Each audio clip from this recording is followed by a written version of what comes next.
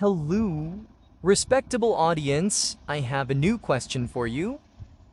Question is 48 divided by 8 times 7 minus 1.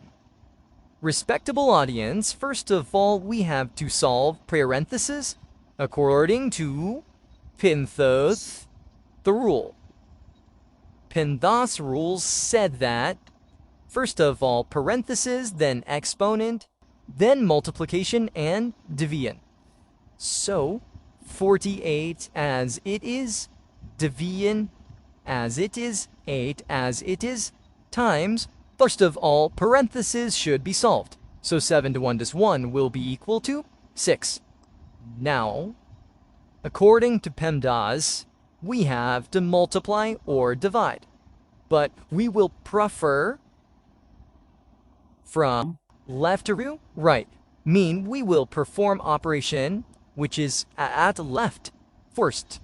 So 48 divided by 8 will be performed first. 48 divided by 8 will be equal to 6 times 6.